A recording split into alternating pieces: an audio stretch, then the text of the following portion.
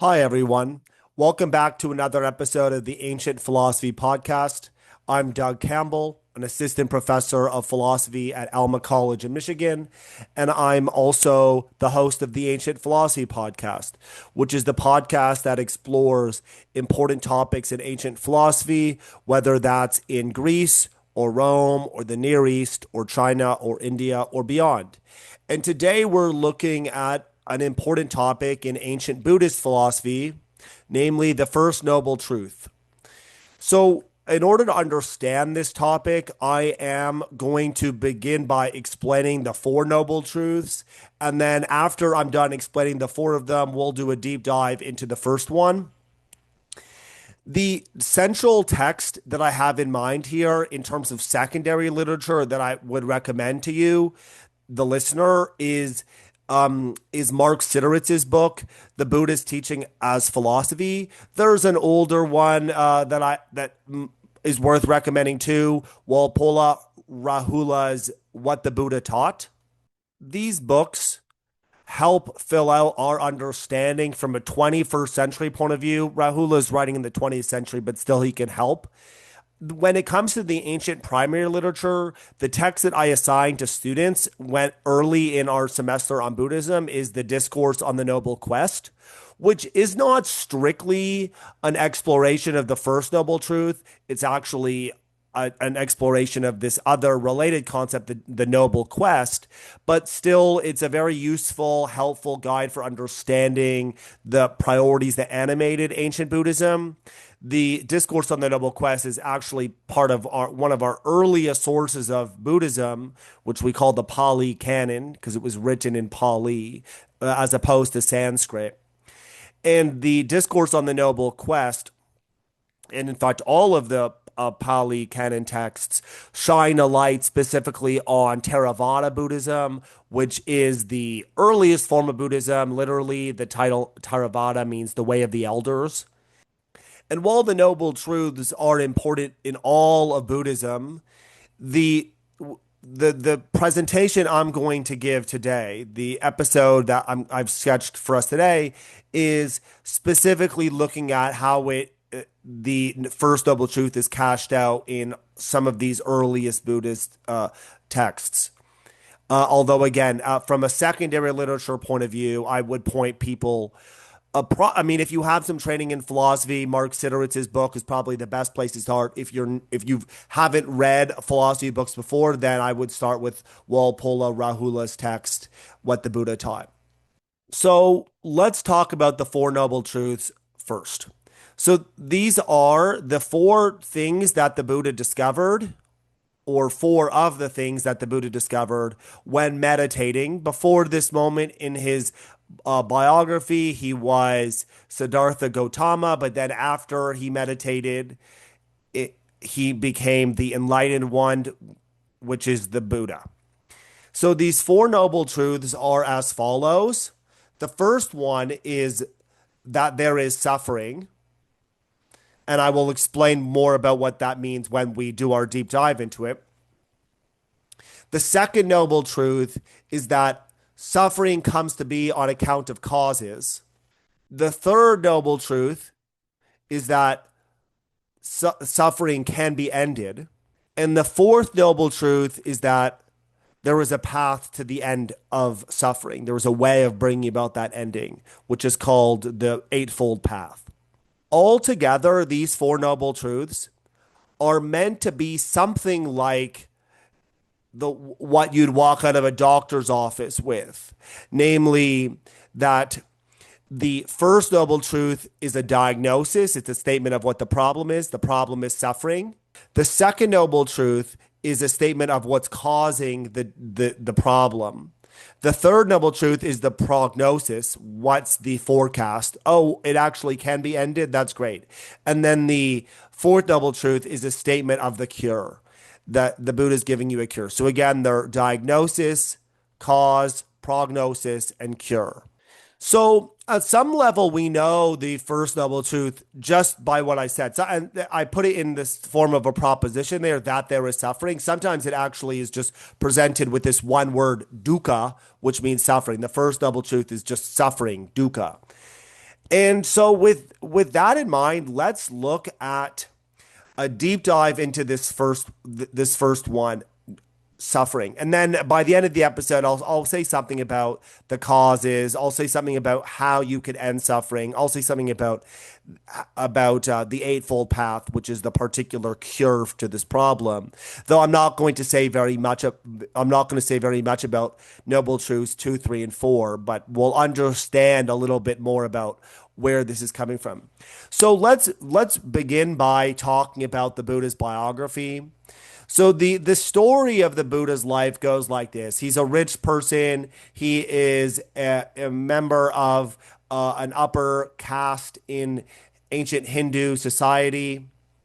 And he eventually discovers that the things he's gotten in life, such as a wife, kids, wealth, like social status and stuff, aren't actually making him happy. So he leaves and goes to join these people, the Shamanas. These are people who have rejected Vedic authority. That means the authority of the ancient Hindu texts. So the Buddha believes, though he's not known as the Buddha yet, but his name, Siddhartha Gautama, the person who will become the Buddha, ultimately leaves his family and his wealthy life behind because he doesn't believe that this life, which includes living according to the Vedic authorities, living according to the authority of Hindu texts, that they haven't actually resolved the problem of suffering. He goes to study with these Shamanas, these people who reject Vedic authority, and then he discovers that they too haven't adequately resolved the problem of suffering.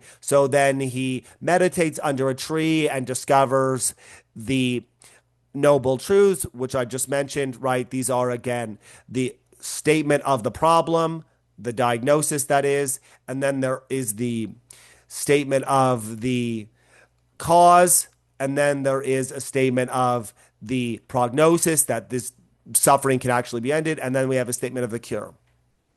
He discovers these things in a moment of enlightenment, becomes the enlightened one, and then therefore takes on the title of the Buddha, which again just is the enlightened one. And then he and then he is reluctant to teach, but is ultimately convinced to teach, and then dies, usually around age 80 or so.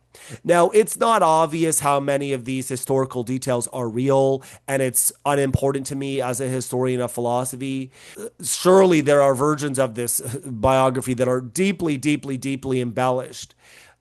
There's a version, for example, where when he's younger and still living in Hindu society, he sees at the moment of realization the problem of suffering. He sees a corpse, an old man, and a sick person.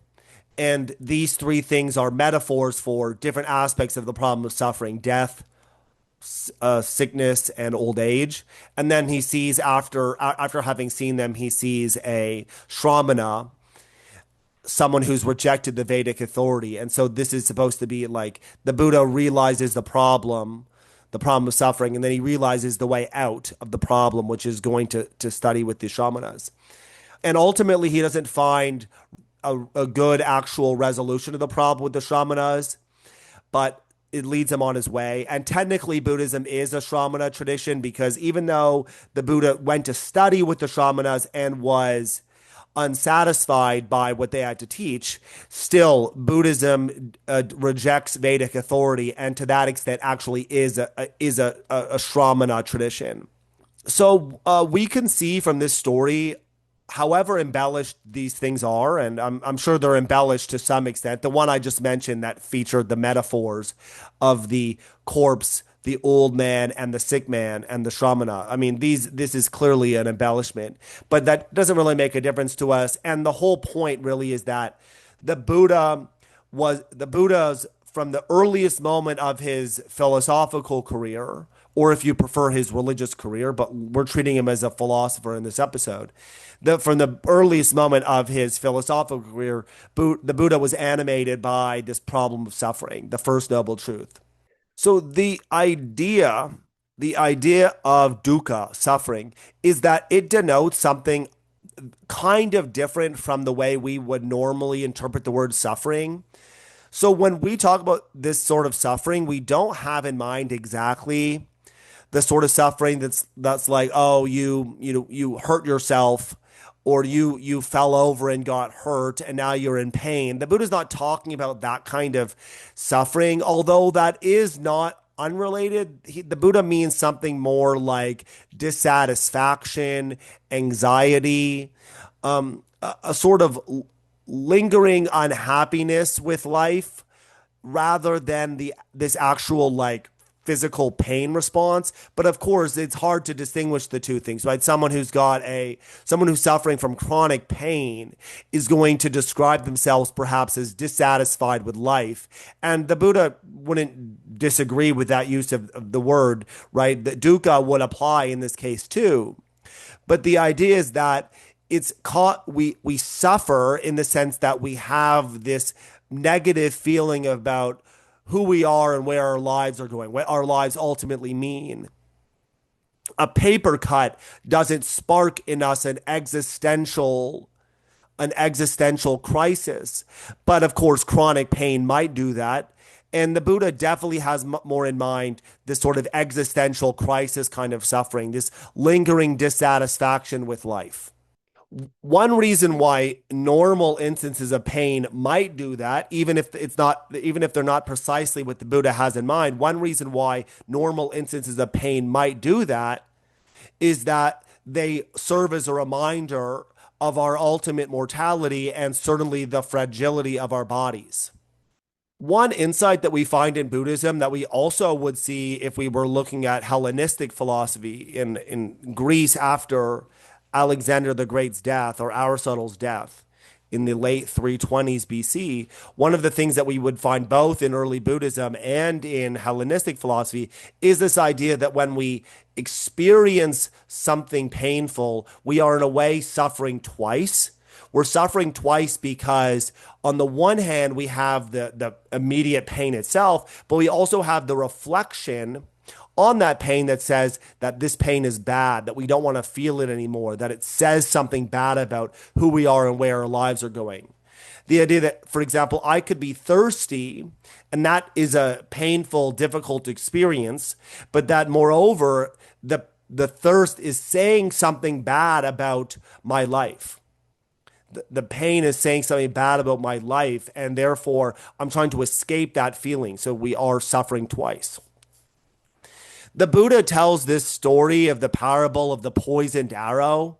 And the idea of the parable of the poisoned arrow is that when we are shot by a poisoned arrow and we are thus dying, if we aren't cured, the idea is that we do not ask pointless questions like, how old is the earth? For example, we don't ask things like, is everything made of atoms or are things infinitely divisible or whatever? Instead, we're supposed to ask, how do I cure this poison? How do I not die?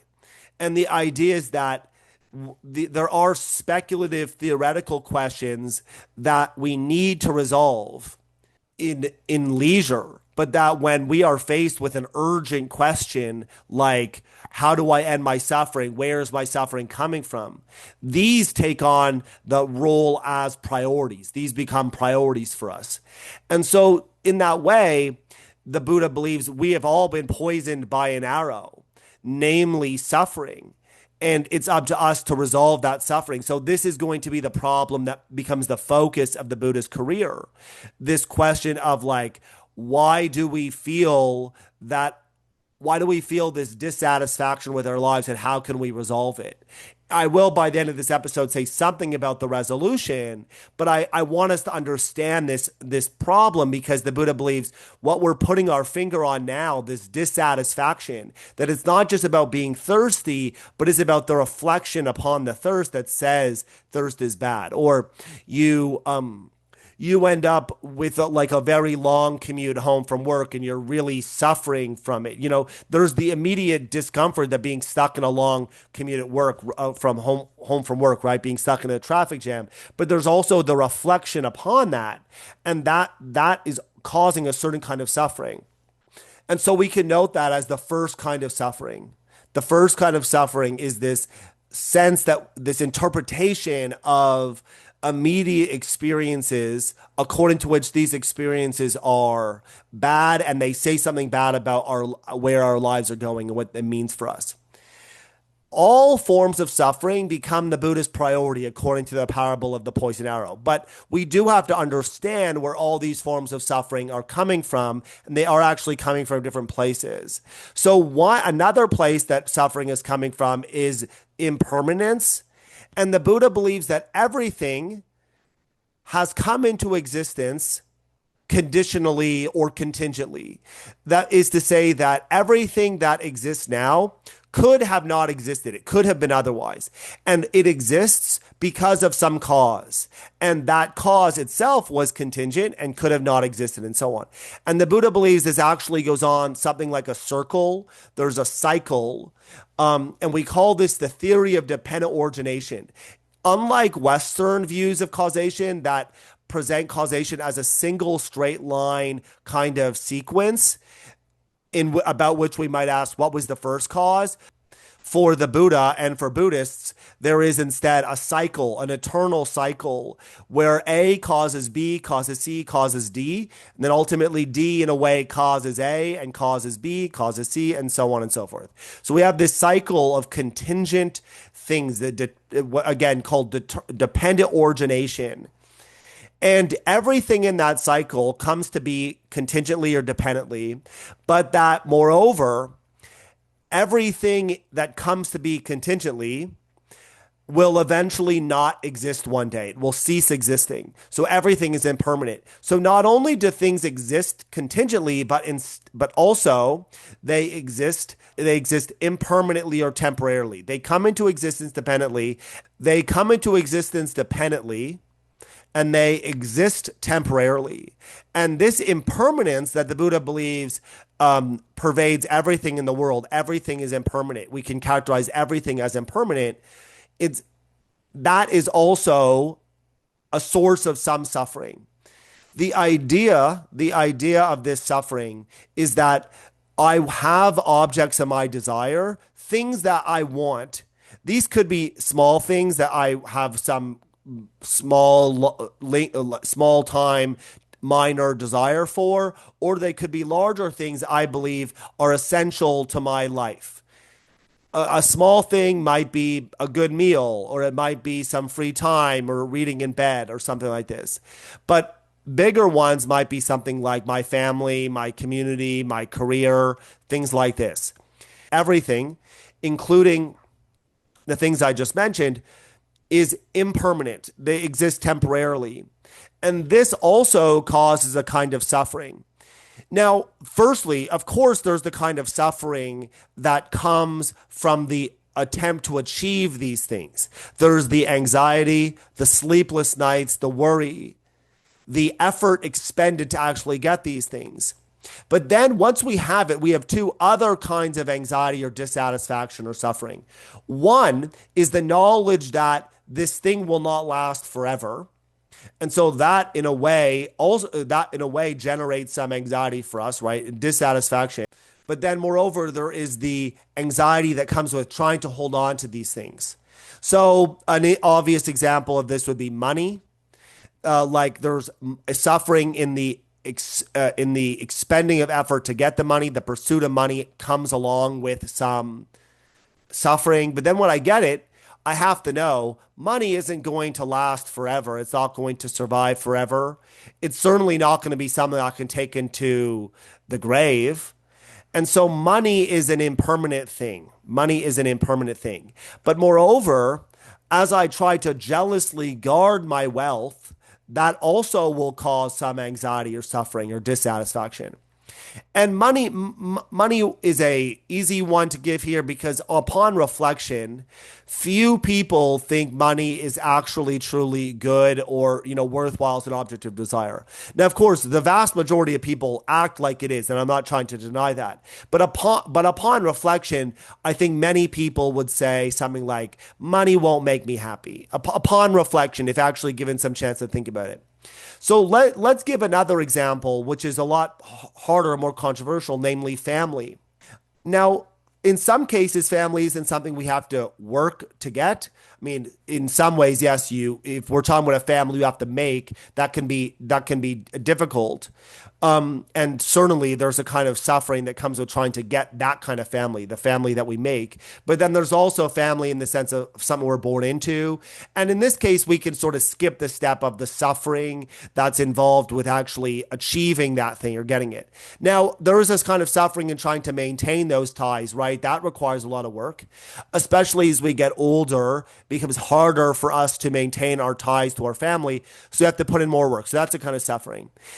But then there is another kind of suffering too that comes with the fact that our family members are all going to die. All of our loved ones and friends are going to die.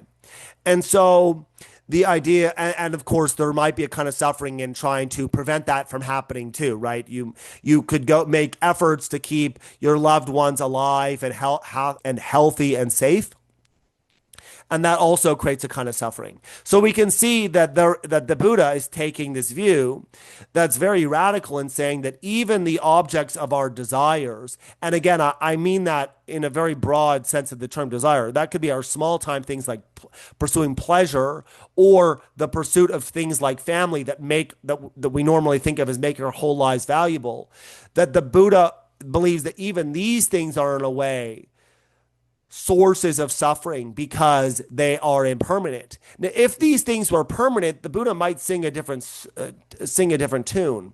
But the fact that they are impermanent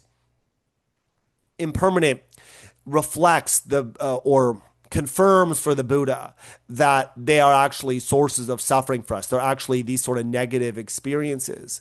And impermanence thus reveals something very unflattering about who we are, what our lives are like, and where our lives are going, right? Just the knowledge that even if we put aside our own mortality, just the knowledge that my friends and loved ones are all going to die is enough to give many people an existential crisis. And thus, the Buddha thinks that they warrant putting this as the first noble truth, the problem that animates the Buddha, which we observe both in the parable of the poisoned arrow. This is the question we should answer first. What causes suffering? What can we do about it? And then we observe this in the Buddha's biography, which again, to some extent is clearly embellished and perhaps entirely is. But the point is that we see from the earliest moments that this animates the Buddha. This animates the Buddha as a thinker, as a religious person, as a philosopher. That is the centerpiece of what Mark Sideritz calls very helpfully in his book, Buddhism as Philosophy. Is the problem is what Mark Sideritz calls the fundamental assumption of our lives, namely that we and the objects of our desire can exist indefinitely, that we can pursue happiness by means of achieving goals, and that there is a true me slash self slash soul for whom life has meaning and value. Again, the fundamental assumption of our lives is that we and the objects of our desire can exist indefinitely, that we can pursue happiness by means of achieving goals, and that there is a true me slash self slash soul for whom life has meaning or value. And the Buddha thinks that this assumption is false, as you could tell. The objects of our desire can't exist indefinitely. They're going to run out one day. They're going to expire one day. They're going to fade away one day.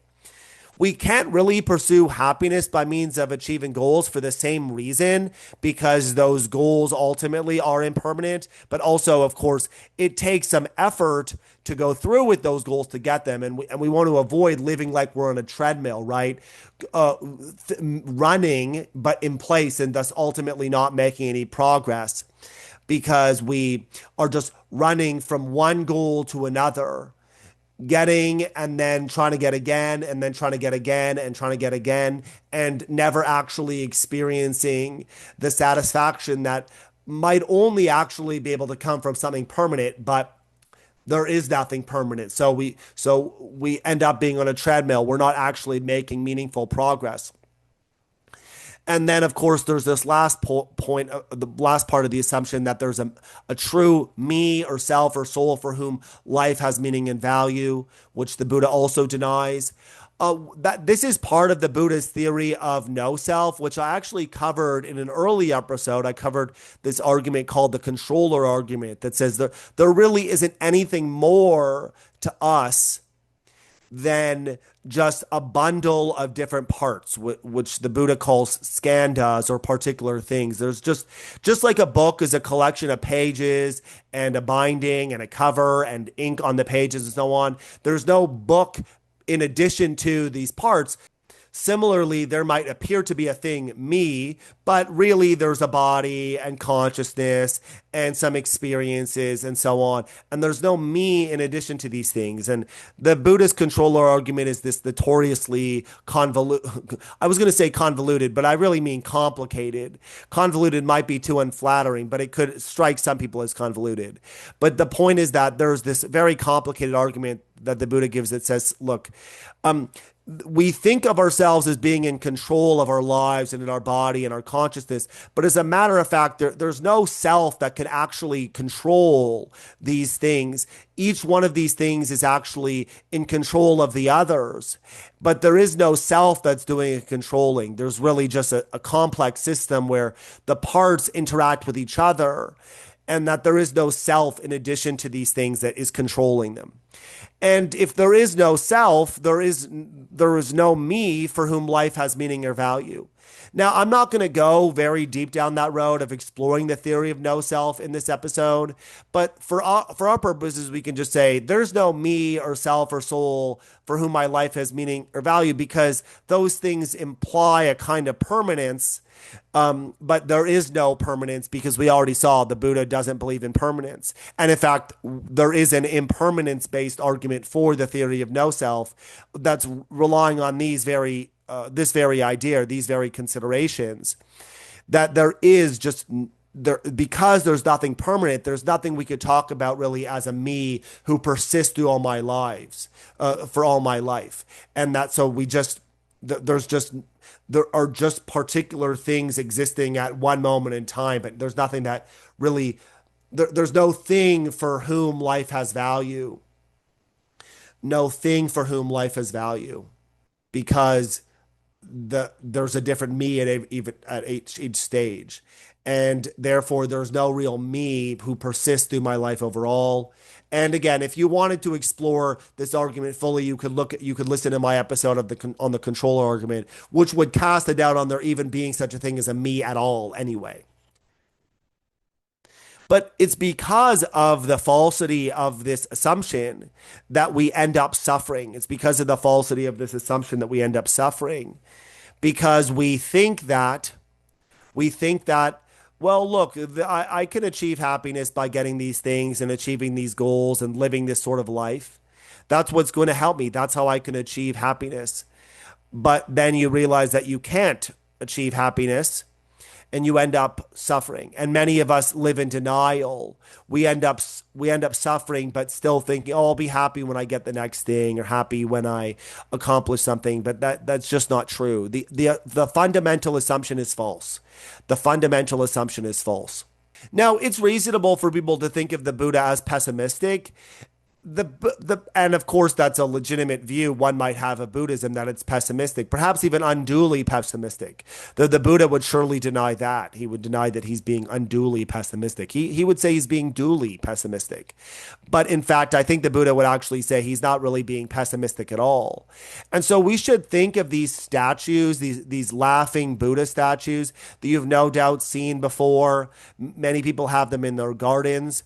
The laughing Buddhist statues are a kind of Buddhist propaganda. And I use that term knowing it's sort of unflattering and shocking, but there's something to it, which is that the Buddha wants to present himself as laughing and smiling. And Buddhists want to present the Buddha as laughing and smiling because even though this is the first noble truth, it is just the first one. It is just the first one. And that there are these other noble truths that are supposed to walk back how pessimistic this one sounds, namely the idea that suffering actually can be cured, it can be ended, the prognosis isn't terminal, right? We can actually end this thing, end this suffering, I mean.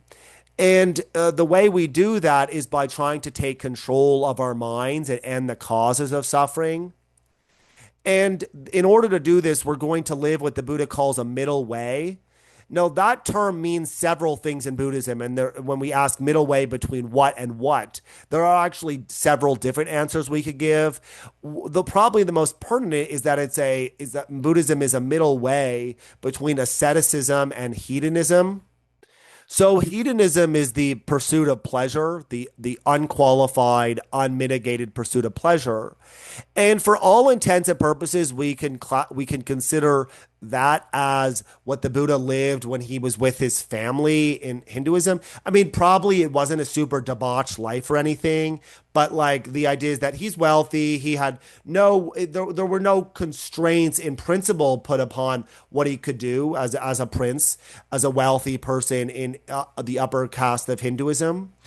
But on the other hand, there's asceticism, which is this belief in self denial. It's a Greek concept and a Greek word, but we can apply it to this Indian context here, where like you'd be denying yourself these pleasures and believing that that is where you can be happy, coming from denying yourself pleasures. And would be what the Buddha was like when he went to go live with the Shamanas after he had his break from his family and before he had his enlightenment. The Shamanas were these wanderers who rejected Vedic authority, and they mostly live like they live at the whims of other people. They beg and live off what other people give them. Very much the opposite of what the life Siddhartha Gautama lived earlier in his life.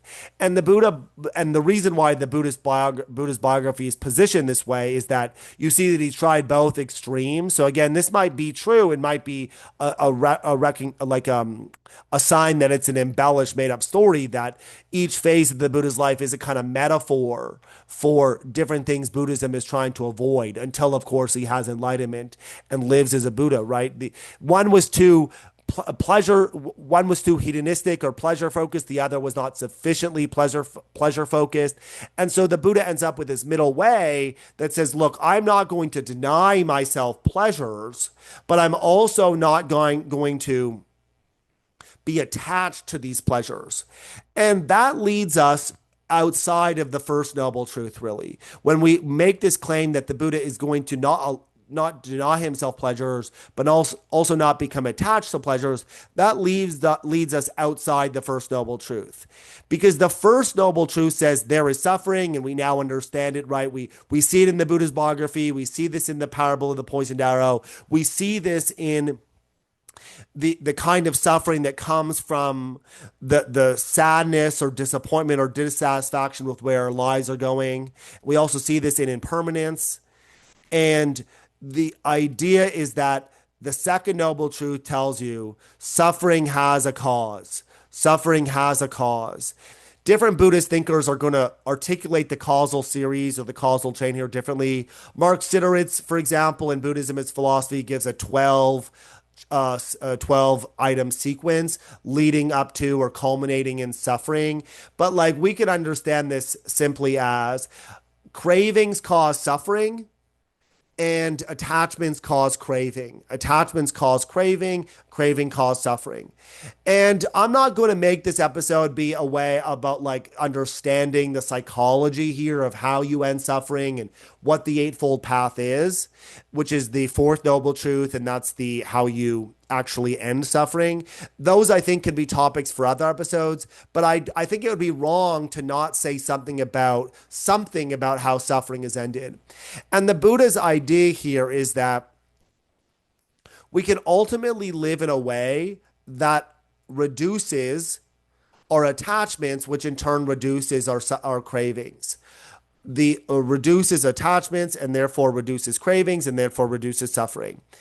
And the way we do this is we develop, the Eightfold Path gives 8 different character traits we need to develop. Things like having right conduct, right belief, and so on. And there are 8 of them, hence the name of the path, the Eightfold Path.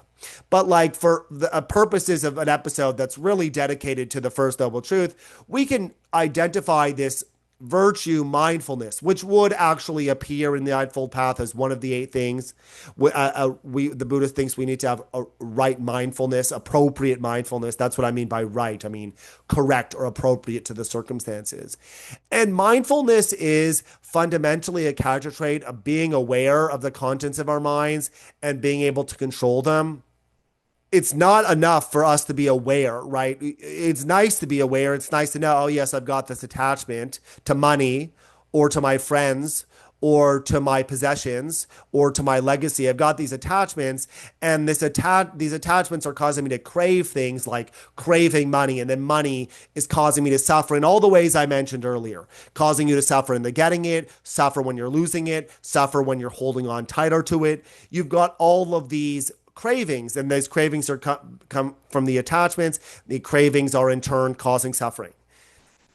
And again, Mark Sideritz in Buddhism as Philosophy is a much longer list. And in another episode, when delving deeper into the second and third noble truths, I could talk a lot more about this. But the point is that it isn't enough to be aware of these attachments, although that's great, right? I can think of someone who struggles with anxiety and they actually don't want to be aware anymore because they're too accustomed to what's going on in their mind. It isn't it isn't sufficient to be aware. You also have to be in control, because once you're in control,